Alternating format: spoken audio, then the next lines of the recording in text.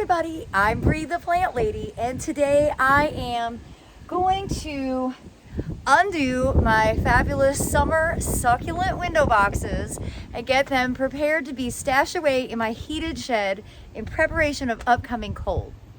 Now today we are having like super weird tropical weather, hurricane Nicole is kind of blowing up through. We had a lot of rain overnight and this morning. We're in a lull right now. We have more coming later on today. So I figured I would take advantage of this opportunity. These got a little bit of water overnight, which is great. Not so much that they're fully saturated. So I think it's actually going to be ideal for getting these taken out of the window boxes and replanted to be able to get stashed over there into my heated shed where I always overwinter my succulents.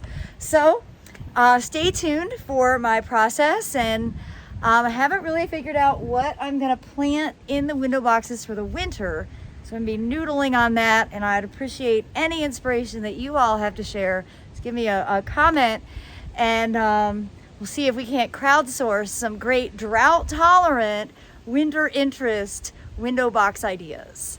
All right, let me show you how I'm gonna undo all this.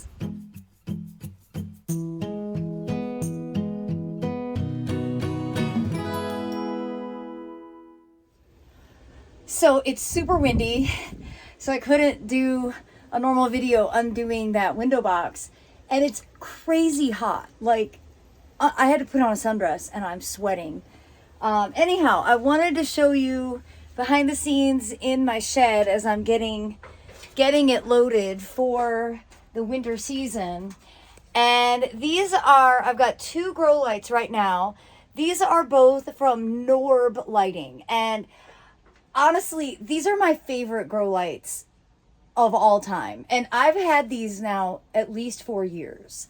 And they're on a timer, so it basically, I think I have it turning on around 4 o'clock in the afternoon and staying on until midnight so that these plants get, you know, some serious direct light. I have a couple more light bulbs. I'm gonna do another video on sort of setting up a grow light area, but I need to get more lamps to actually plug the light bulbs into.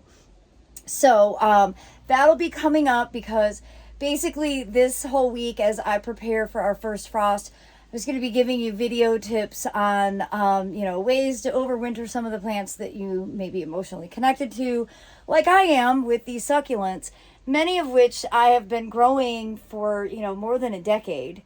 And they're too big to bring inside. I don't have a very big house, and they will make a mess, and I don't want to do that to myself.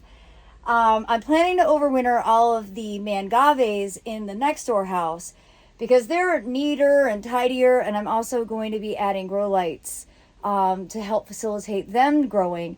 However, I've got the house occupied for the next few weeks, so I can't actually do that until the house is empty. But I just thought this would be sort of helpful for all of you. This shed is heated and cooled. Like we just added a vent when we got in a new air conditioning system a few years ago, and it's made a world of difference, not only for overwintering plants but also for the functionality of the refrigerator and freezer that is stored out here.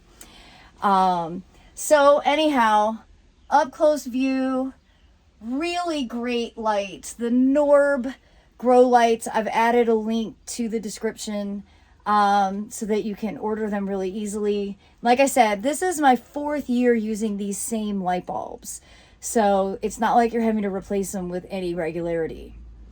Okay, now I have another window box to undo and get those succulents stashed in here as well. So let me get back to it.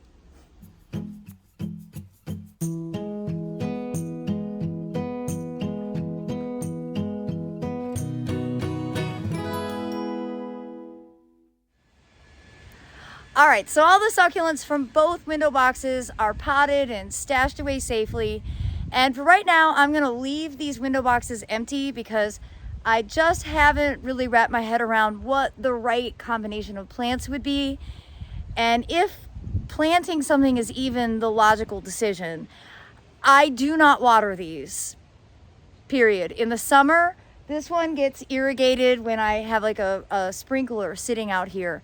But in the wintertime, plants have really suffered because I'm not dragging hoses around, and it's just not in my nature to carry water in watering cans. I think it's very inefficient.